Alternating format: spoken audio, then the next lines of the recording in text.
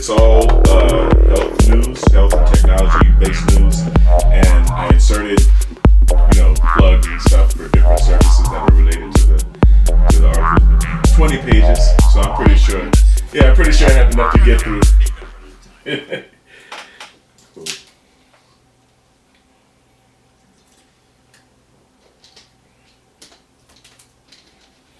All right, ready when you are.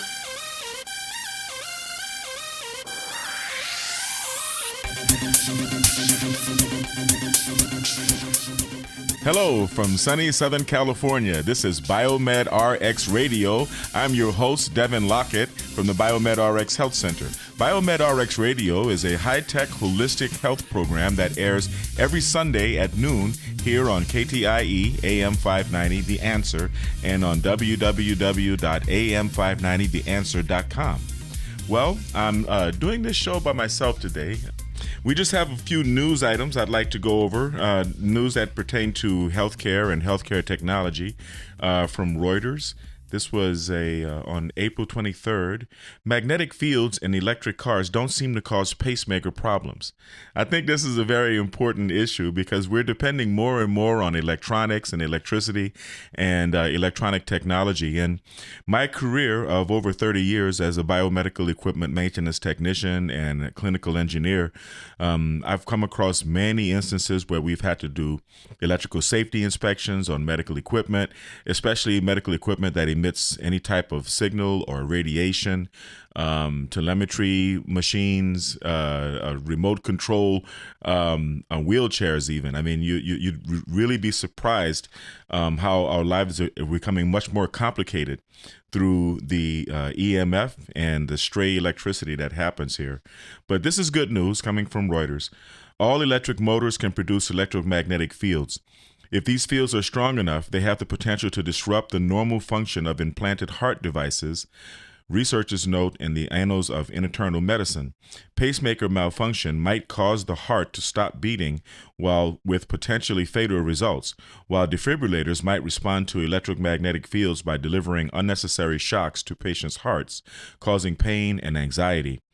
For the study, researchers measured the magnetic field strength in 4 electric cars, with the largest market share in Europe: the BMW i3, Nissan Leaf, Tesla Model 85S, and the Volkswagen e-Up. They also assessed how well the pacemakers and defibrillators worked for 108 patients with these implanted cardiac devices who sat in cars during simulated driving and charging tests. None of the cars appeared to interfere with the patient's heart devices, the study found. That's good news. Our study suggests that the electromagnetic fields generated by electric cars do not cause malfunctions, said the lead study author, Dr. Gen Karsten Lehnertz of the German Heart Center, Munich, and the German Center for Cardiovascular Research. While the results are promising, the designs of electric cars, as well as pacemakers and defibrillators, are constantly changing, and it's possible what happened for the specific cars and heart devices in the study might not reflect what every patient would experience, Leonard's cautioned. Patients with pacemakers and defibrillators should see the results as encouraging for their safety in electric cars, but should be very wary that rare events may still occur. It is possible that devices didn't malfunction in the study because the car batteries, electric motors, and other components have electromagnetic shielding, Leonard said by email. It is also possible that the pacemakers and defibrillators have technology to help prevent the devices from responding to any signals from the cars. For the study, researchers asked patients with pacemakers and defibrillators to sit in one of 4 different electric cars and to charge the car's battery using charging cables. Researchers measured the magnetic field inside and next to the cars as they were operated and next to the charging cables during charging. Researchers also mentioned patients' pacemakers and defibrillators for any indication pacemakers and defibrillators for any indication of interference during the experiment. The study, however, might not have been large enough to detect rare problems or accurately reflect what might happen across a broad population of people with heart problems who rely on pacemakers and defibrillators, the authors note. It seems to be reassuring, but when we consider the millions of electric cars that will be sold, It is reasonable to think that larger numbers of cardiac implanted electric devices patients should be studied, said Dr. Richard Sutton of Imperial College, London, in the UK. If patients could not be near or travel in an electric car, this could be disastrous for patients, but more so for the direction of the auto industry and for the potential benefits of reversing global warming. Sutton, who wasn't involved in the study, said by email, Sutton has received a grant, consulting and speaking fees from several major medical device companies.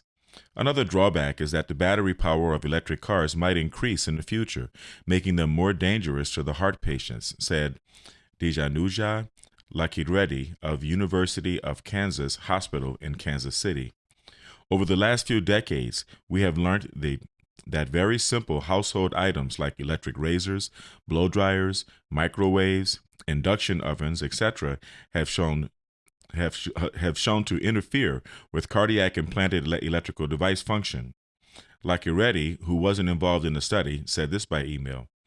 Patients should feel very confident that the current generation of electric cars should not have any significant impact on the device function. Lecky added, however, what is to happen when the battery that is packed inside these cars significantly increases with time is yet to be well understood. And I imagine that's going to also reflect what happens as we make greater demands on power. We're going to have stronger electric motors in the cars as well. This is something that, as a biomedical engineer, I'm very cognizant that we have to stay up on. We have to remain very, very aware of the dangers to those who are wearing implanted medical devices. My father had an implantable defibrillator pacemaker before he passed away. And we had to be very careful with body fat analyzers on the scales where, they send a current from the left hand to the right hand because that crosses the myocardium. Also on the gym equipment, the hand grips that when you're on an elliptical machine or on the treadmill, where you can grip onto it and get a reading of your heart rate. That's also sending a current through the body. You have to be very careful with these things. Now, this brings us to biomagnetism. Biomagnetic pair therapy is one of the services that we offer in the BiomedRx Health Center. It is a technique that uses pairs of magnets to correct pH imbalances in the body, which helps the body to heal and detoxify. It's been found to be an effective support treatment for correcting pH imbalances caused by all pathogens, viruses, bacteria, fungus, parasites, toxins, and other harmful factors. You can explore the benefits of biomagnetic pair therapy at the BiomedRx Health Center, which is located at 916 North Mountain Avenue, Suite D1, Upland, California, 91786. Everyone tells me I need to repeat this because they didn't have a chance to write it down. The BiomedRx Health Center is located, again, at 916 North Mountain Avenue, Suite D1 in Upland, California, 91786. You can call us at 909-608-2880. That's 909-608-2880. Or you can visit us online at www.biomedrxhealthcenter.com.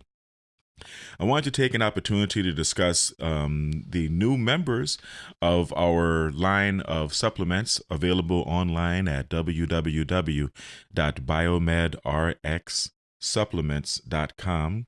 We're going to go over that again. That's www.biomedrxsupplements.com. We have our new Optimum Formula Brain Boost, which is a nootropic, I guess you call it, or brain food, a brain optimizer. It supports mental focus and promotes clarity. It's very good for memory, to assist in your memory function. We have Optimum Formula Male Enhancement. This promotes male sexual health, supports endurance and stamina, and it's a testosterone booster. We have Optimum Formula Omega 8060. It has a natural lemon flavor. It's also a brain food. It's been tested for heavy metals, and it's been put through a very comprehensive distillation process. I don't know if you're familiar with optimal formulas or with omegas. Omegas are the fatty acids that feed the brain. They're also considered in the nootropics category. We've also got Optimum Formula Probiotic 1150. Probiotics, or the bacteria that help you digest your food and assist in digestion. It's got 15 billion microflora per tablet. It maintains a healthy digestive balance, replenishes healthy bacteria, and promotes the health of your immune system. And we've got Optimum Formula Extreme Testosterone. And this is different from male enhancement, but it is also a male potency tonic. It supports increases in muscle mass for those of you who like to lift weights, like bodybuilding, and it helps to boost stamina and libido. You can find all of these products online, once again, at www.biomedrxsupplements.com. That's www.biomedrxsupplements.com. That's about it for our first segment. We'll be back after these messages with more information in healthcare technology and more information about the BiomedRx Health Center and our products after these messages. Neurofeedback, or EEG biofeedback, is an electronic method of restoring the brain to its natural balance. It is great for improving the cognitive performance and addressing many neurological conditions such as stress, anxiety, and depression. My name is Susana Mercado. I came here because I've been having a lot of migraines, and I was really upset of the medication not helping, and later on resulted in depression. After the first session, I was not convinced, but then the following day I had no headache. I discovered that it was helping me, and after the third session I was feeling great. Ever since on, I've been not having any kind of migraines. To learn more about the benefits of neurofeedback therapy and training, visit us online at biomedrxhealthcenter.com or call us at 909-608-2880 for more information. AM 590, The Answer.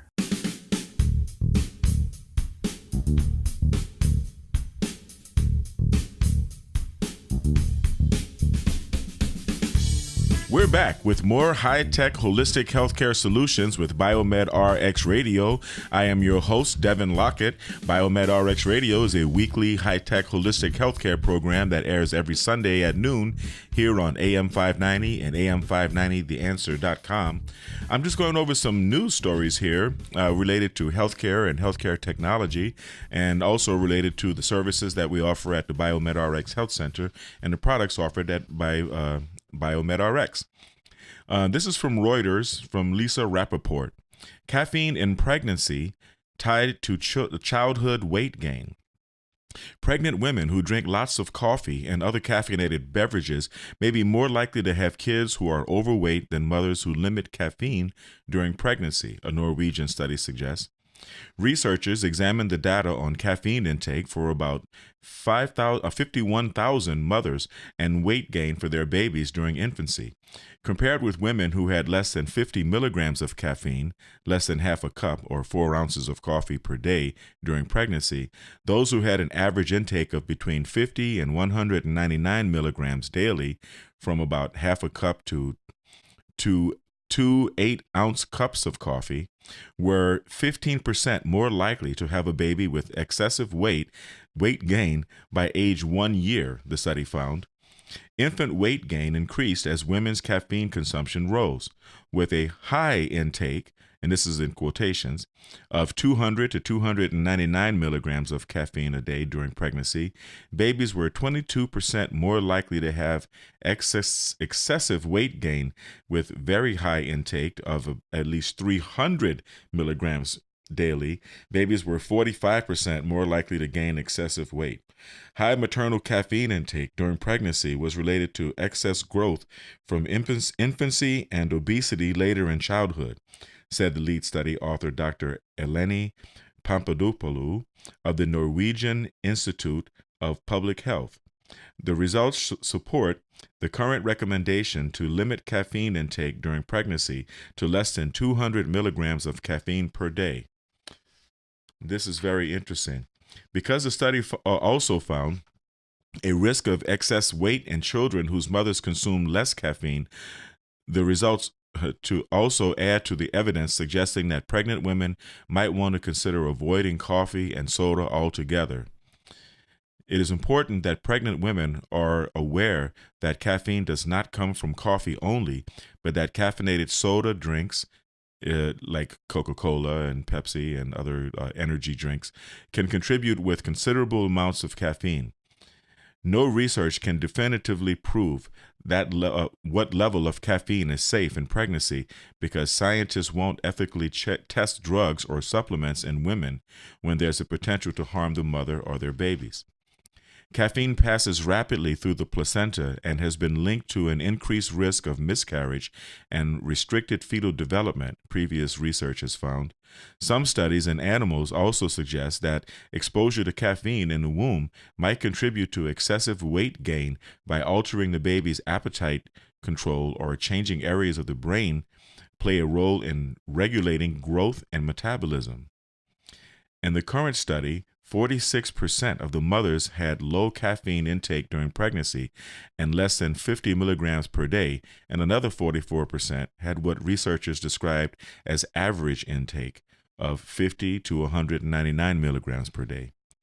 Just 7% of the women had high intake, 200 to 299 milligrams, and only 3% had very high caffeine intake of more than 300 milligrams daily. Very high caffeine exposure was also associated with more rapid weight gain from infancy through age 8.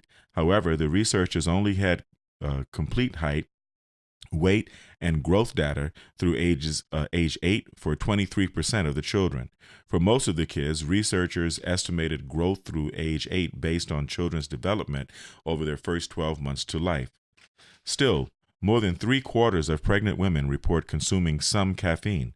And the study results are an important reminder to keep it under 200 milligrams per day, said Lisa Bodnar, a public health researcher at the University of Pittsburgh who wasn't involved in the study.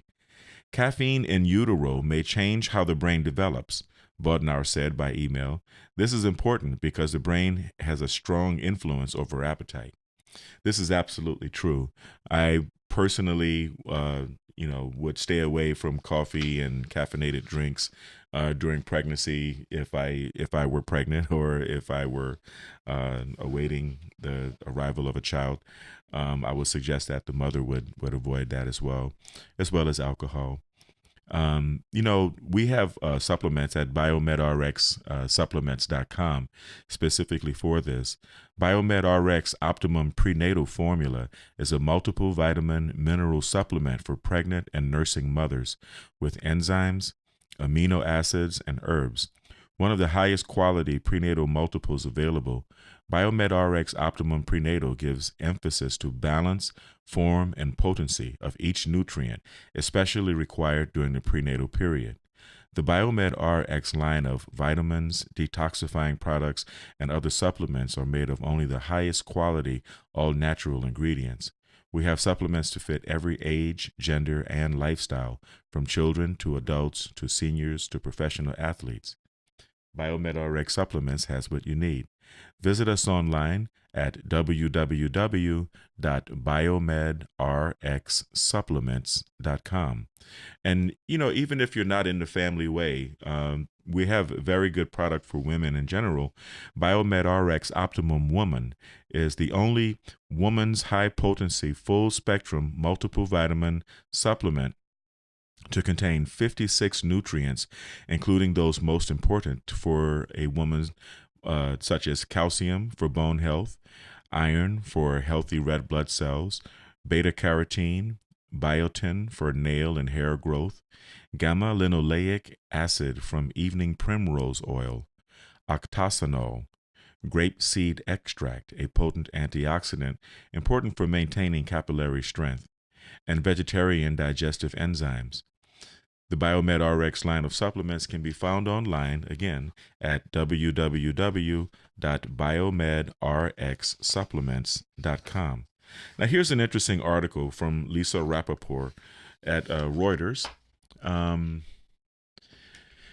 Income, education are tied to physical function in old age. This is very interesting. People with lower socioeconomic status may have fewer years of good physical functioning in old age than their more affluent, educated counterparts, a recent study suggests. Researchers examined data on socioeconomic status, chronic medical problems, and walking speed, a proxy for physical functioning, for 109,000 adults ages 45 to 90 from 24 countries in Europe, the United States, Latin America, Africa, and Asia.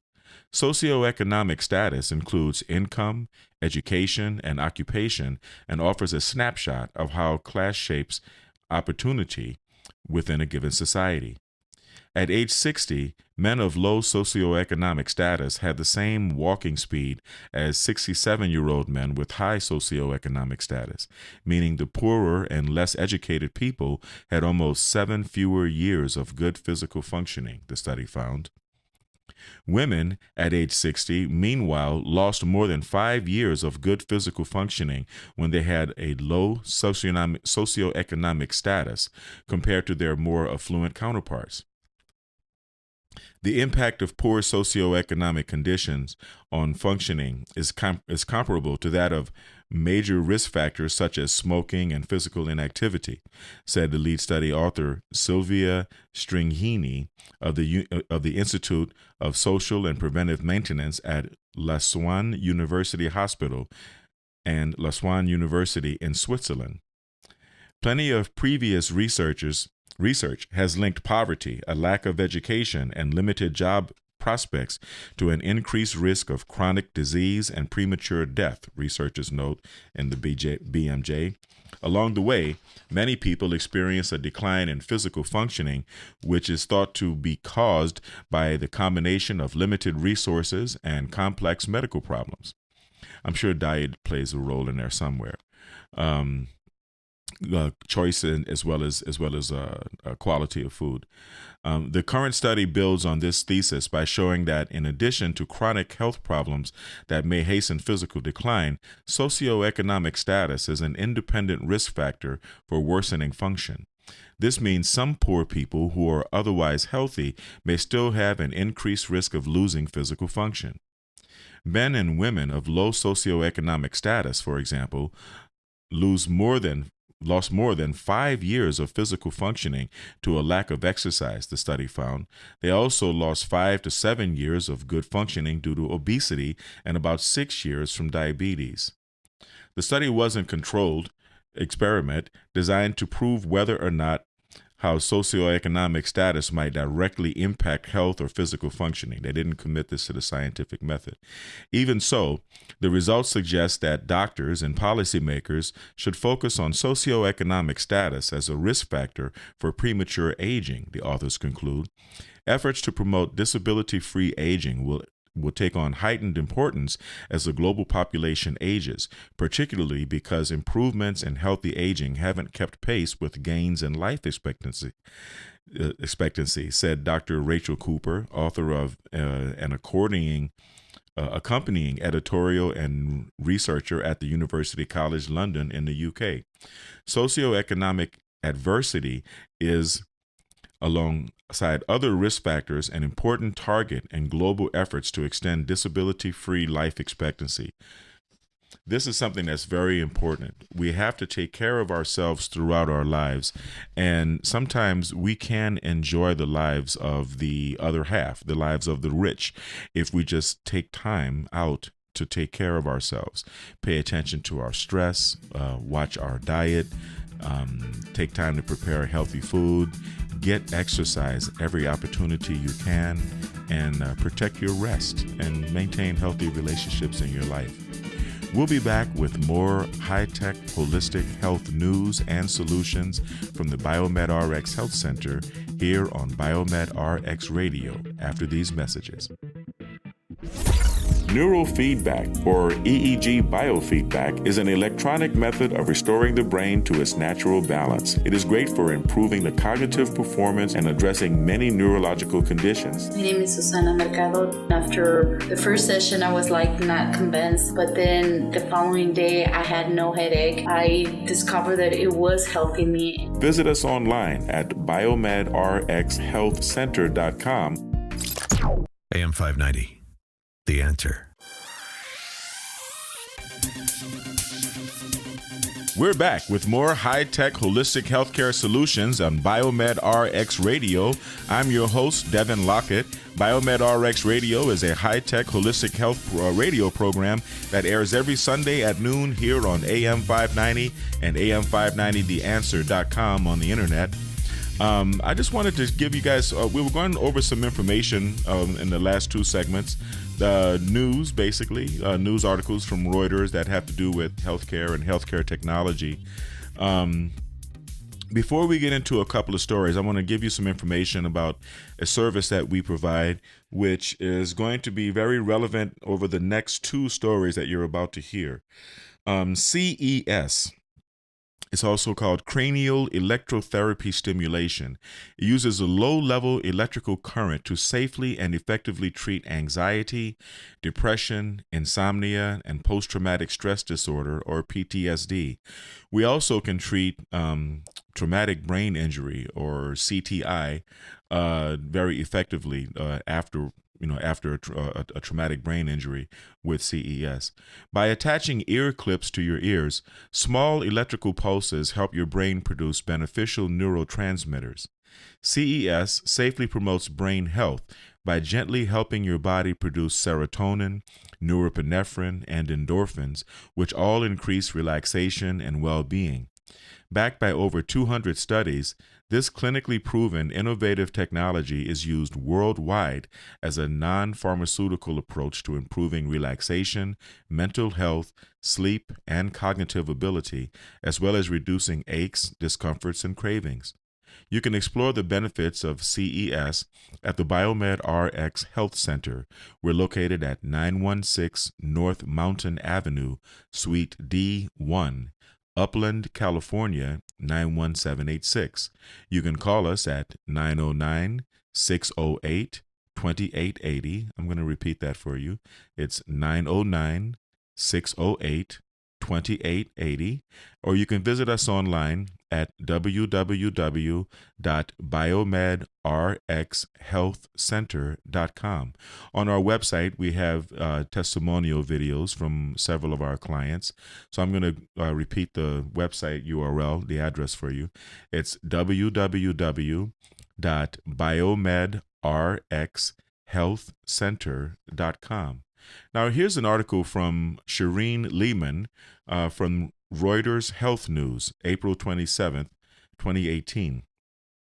Soccer headers is when a soccer player butts the ball with his head, may do more brain harm than most collisions. Reuters Health. For soccer players, regularly heading the ball may have a bigger effect on everyday cognitive function than an occasional accident. A U.S. study suggests. Wow. Researchers examined more than 300 adult amateur soccer players in New York City and found the ones who headed the ball most often during practice and games had poorer performance on tests of psychomotor speed, attention, and memory. Accidental head knocks were not related to cognitive test performance, the team reports in Frontiers of Neurology.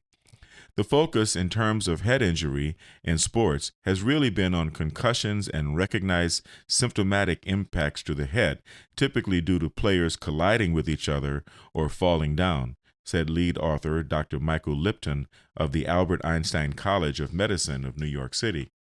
And it's probably misguided to be so tunnel vision focused on concussion as the problem, Lipton said in a telephone interview. Researchers recruited 308 players ranging in age from 8 to 15 who had played for the last 5 years and were actively playing 6 or more months each year. Participants filled out questionnaires detailing the previous 2 weeks of soccer activity, including how many times they headed the ball and if they had any unintentional head impacts. They also completed tests of verbal learning, verbal memory, psychomotor speed, attention, and working memory. The players, 80% of whom were men, completed the surveys and took the test one or more times at 3 to 6 month intervals over the next 2 years. Overall, players headed soccer balls an average of 45 times during the 2 weeks covered by each questionnaire, but half of the men headed the ball at least 50 times and half of the women did so 26 or more times. During the same period, about 1/3 of the players suffered at least one unintentional head impact, such as a hit to the head by another player or being knocked to the ground or onto a goal post. Ouch. Players who reported the most headings had the poorest performance on functional tasks known to be affected by brain injury, the authors note. The effect on memory was borderline, however, they add. Falls, collisions, and concussions over a lifetime were accounted for, Lipton pointed out. We found that in the subset of players, there is an adverse effect on cognitive function, which is explained only by heading, and that concussions and collisions do not in any way explain the effect on cognitive function, he said. The problem seems to be these minor impacts that are repeated much more frequently, Lipton said. I think that's really the key message, that impacts to the head matter even when at the individual impact level, they may not seem to be causing an immediate problem. The changes in cognitive function did not cause any obvious impairment, but the study team is concerned about potential long-term damage. What are we thinking? What we're really looking at here is something that is subclinical effect, an open question which remains to be answered by more research, is how much of this does it take to cause a permanent effect? And that is not known yet, Lipton said. Anthony Cantos, researcher, director for the UPMC Sports Medicine Concussion Program at the University of Pittsburgh, who wasn't involved in the study, noted that while the study involved a lot of players, it is possible participants may have overstated the number of times they headed the ball. As a researcher who has published in this arena, and a long-time soccer player who has played in college and continues to play as an adult, I know firsthand that most players do not accurately recall heading exposure. Most likely, players overestimated their exposure to heading and lifetime head injuries, Canto said in an email. Lipton said more research is needed. The only way to really understand this is to follow people over a much longer time frame because the effects were small, but the question is, how do they build up over time? You know, this is a very, very important topic, not only for people who play soccer, but also with American football. Traumatic brain injury is something that happens frequently, especially with certain members of the team that play certain positions, linemen, people who have more chance of high impact. We can treat traumatic brain injury at the BiomedRx Health Center. We do a combination of neurofeedback, which is EEG biofeedback, to kind of help the brain return to its natural balance. And we combine that with cranial electrotherapy stimulation, which helps the brain to rebalance serotonin and norepinephrine and all of the endorphins that help promote brain function. Now, here's another article I'd like to, while we're on the same subject. Anxiety in middle age is linked to dementia later. Reuters, this is Lisa Rappaport, Reuters Health. People with moderate to severe anxiety in middle age may be more likely to develop dementia as they get older, a recent study suggests. Researchers examined data from 4 previously published studies that tracked a total of almost 30,000 people for at least a decade. In each of the smaller studies, there was a clear connection between anxiety in midlife and dementia later on, researchers report in BMJ Open. If people are living with more moderate to severe anxiety, we would encourage them to seek help, said the senior study author Natalie Marchant of University College London in the United Kingdom. Therapies already exist that have been shown to be effective for treating anxiety. For example, talking therapies and mindfulness-based interventions, or perhaps the therapies that we offer at the BiomedRx Health Center, such as neurofeedback and cranial electrotherapy stimulation. And while we do not yet know whether they would also reduce the risk of developing dementia, alleviation of anxiety symptoms and stress would be of definite benefit to the patient. The study wasn't a controlled experiment designed to prove whether or not or how anxiety might directly contribute to the development of dementia. Researchers were also unable to formally pool all the data from the 4 smaller studies, so they couldn't calculate the magnitude of increased dementia risk associated with anxiety. It's possible dementia might follow an anxiety diagnosis in middle age because moderate to severe anxiety appears to increase stress hormones, and chronic elevation of these hormones may consequently damage brain regions such as those associated with memory, Marchant said. Scientists don't know yet whether treating anxiety and thus reducing the chronic elevation of these hormones would reduce risk for dementia, Marchant added.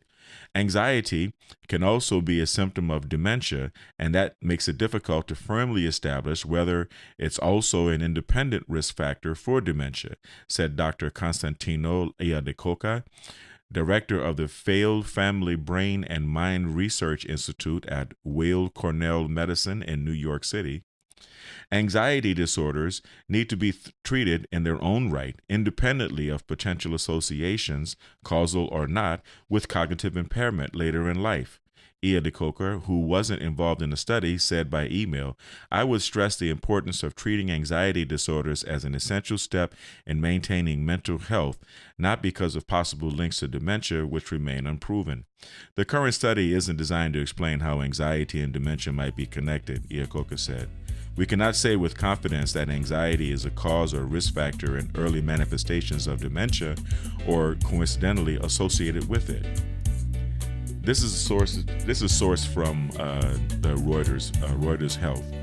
If you suffer from anxiety, stress, or depression, contact the BiomedRx Health Center at 909-608-2880. That's about it for this segment, and we'll be back after these messages.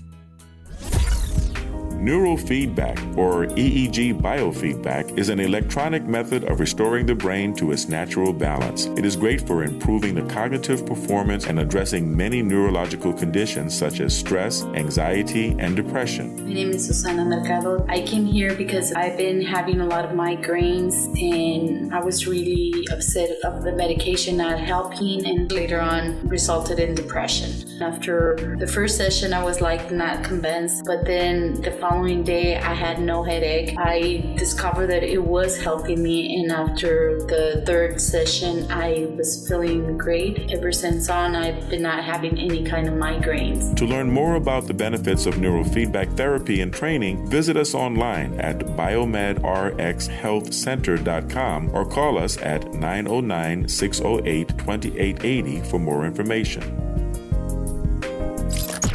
AM 590, The Answer. We're back with more high-tech holistic healthcare solutions on BiomedRx Radio.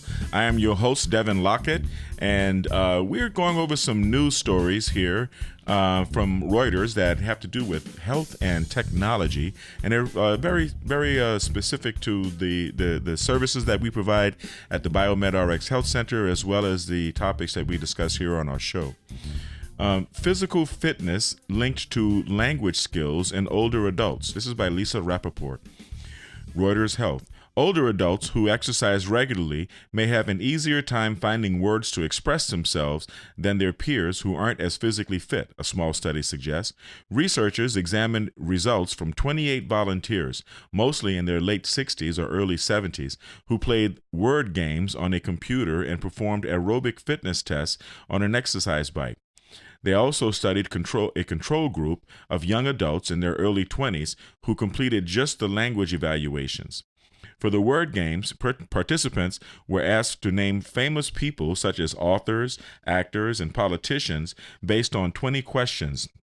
They were also given definitions of 20 words rarely used in daily conversations, as well as 20 very common words, and asked whether they knew the word related to the definition. Overall, compared to the younger participants, the older adults had more tip-of-the-tongue moments when they thought they knew a word but were unable to produce it. But older participants with higher fitness levels based on cycling tests had fewer tip-of-the-tongue experiences than their similarly aged peers who had more difficulty riding exercise bikes. Language is a crucial aspect of cognition necessary for maintaining independence, communication, and social interaction in older age, said lead study author Dr. Katrien Sieghart of the University of Birmingham in the United Kingdom. Cognitive function and language skills often decline with age, even among healthy older adults, researchers note in scientific reports, while exercise and aerobic fitness has been linked to better cognitive abilities such as improved processing speed and memory in older adults. Less is known about the connection between physical activity and language abilities.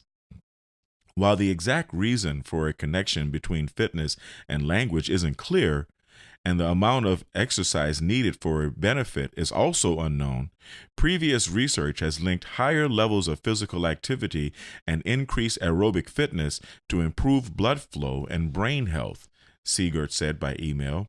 Still, difficulty finding words or tip of the tongue, quote unquote, challenges are common among elderly people, and it makes sense to explore the potential for exercise to help, said Dr. Philip Gorelick, a researcher at Michigan State University in East Lansing, who wasn't involved in the study. The results are not surprising, given that other cognitive domains are positively influenced by aerobic exercise, Gorelick said by email. This study adds consistency to the study data that various cognitive domains are positively influenced by aerobic exercise. Health officials in the U.S. and the U.K. advise people to get 150 minutes of moderate aerobic exercise a week. We don't know if this would be enough to improve language abilities, but this advice would be a good place to start, Sieghart said. Of course, many daily activities are a great way of getting exercise, such as climbing the stairs rather than taking the elevator, and some health and fitness centers offer activities such as chair-based exercises for people with physical limitations. It is very important to maintain your physical health. The connection between the body and the mind is very, very strong. Especially the older you get, you have to maintain your circulation. You have to maintain your strength as well. I mean, it's not just aerobic exercise that is beneficial for maintaining cognitive abilities. It's also weightlifting and aerobic exercises as well. And students and entrepreneurs and executives and many other driven professionals, people who have very demanding lifestyles, they benefit from peak performance training at the BiomedRx Health Center. Our unique protocol, which combines neurofeedback or EEG biofeedback with cranial electrotherapy stimulation and brain entrainment, promotes better focus and concentration, greater mental stamina, better sleep, and an overall higher quality of life. Contact the BiomedRx Health Center today at 909-608-2880. That's 909-608-2880. Or you can visit us online at www.biomedrxhealthcenter.com. That's www.biomedrxhealthcenter.com. If you happen to be in the Upland, California area or here in the Inland Empire, you can visit us at the southeast corner of Foothill Boulevard and Mountain Avenue in the Vanguard Center. We're located at 916 North Mountain Avenue, Suite D1, Upland, California, 91786. Here's another article that I found very interesting, and I think you guys will find pretty interesting too. Ecstasy therapy may help service veterans suffering from PTSD. That's right. This is by Kate Kelland. Reuters. Combining intensive psychotherapy with a pure form of the party drug ecstasy is safe and could aid recovery in people with post-traumatic stress disorder, PTSD, according to the findings of the study in military veterans. Scientists who conducted the research, a small study involving just 26 people, said its results suggest that with close medical and psychological supervision, giving MDMA to PTSD patients could enhance the benefits of psychotherapy. Key elements that contribute to the safety and efficacy of MDMA-assisted psychotherapy include careful medical and psychological screening, preparing participants for the MDMA experiment and treatment, close support by trained psychotherapists, said Alison Fiducia, a doctor working with the nonprofit U.S. Multidisciplinary Association for Psychedelic Studies, which funded the research. The study is one of several mid-stage trials looking into the potential for MDMA, or 3,4-methyl-dioxymethamphetamine, the main active ingredient of ecstasy, to be used alongside psychotherapies in people suffering combat trauma and PTSD. The U.S. drug regulator said that last year designated MDMA-assisted psychotherapy for PTSD a, quote, breakthrough therapy, end quote, meaning it can be fast-tracked for review and potential approval. This latest trial, conducted in South Carolina and published on Tuesday in the Lancet Psychiatry Journal, was not designed to test the effectiveness of the treatment, but to assess safety. Trial participants, service personnel, firefighters, and one police officer were randomly assigned to receive either 30 milligrams, 75 milligrams, or 125 milligram doses of MDMA plus psychotherapy, and their symptoms and side effects were monitored. The treatment had some adverse effects, including anxiety, insomnia, and some transient increase in suicidal thoughts, but was found to be safe overall and showed promise in alleviating PTSD symptoms, the scientists said. They said a larger efficacy trial is now needed to assess the MDMA therapy's full potential. Michael Bloomfield, a psychiatry expert at University College in London who had not been directly involved in this trial, said the findings were fascinating and worth pursuing. Larger research studies are needed which include a placebo group and can tease out which specific parts of psychotherapy the MDMA may be helping with, he said. He cautioned that this research was conducted in a highly supervised setting using medical-grade, quote-unquote, MDMA, so PTSD sufferers should not try this on themselves because of the risk associated with street ecstasy. Yes, there are a lot of risks associated with taking any drugs from off the streets, and a lot of the ecstasy has been cut with a lot of other things for the ravers. I wouldn't recommend trying this at home, but this is interesting and promising news. If you are suffering from post-traumatic stress disorder, or PTSD, the BiomedRx Health Center can help. Our unique protocol, which combines neurofeedback and cranial electrotherapy stimulation, can help relieve the effects of PTSD safely, quickly, and permanently. Contact the BiomedRx Health Center today at 909-608-2880 or visit us online at www.biomedrxhealthcenter.com. Losing a spouse late in life is linked to cognitive decline. Older adults who lose a spouse may be more vulnerable to cognitive decline in subsequent years and require extra support and monitoring, researchers say. In the study of nearly 7,000 middle-aged and older men and women, cognitive function declined over time for everyone, but it degraded slightly more and slightly faster for those who had been widowed, regardless of whether they remarried. At the same time, having a high level of education or at least one living sibling appeared to protect against the decline associated with widowhood, the study team reports in the American Journal of Geriatric Psychiatry. We've all come to know the importance of cognitive functioning among older adults. This is something that is a very big issue. If you are experiencing cognitive decline with aging, give us a call at the BiomedRx Health Center at 909-608-2880 or come and visit us at 916 North Mountain Avenue, Suite D1, Upland, California, 91786. You can view video testimonials from our clients by visiting us online at www.biomedrxhealthcenter.com. Well, that's it for today. We're going to be back next Sunday with more high-tech holistic healthcare solutions with BiomedRx Radio. See you later.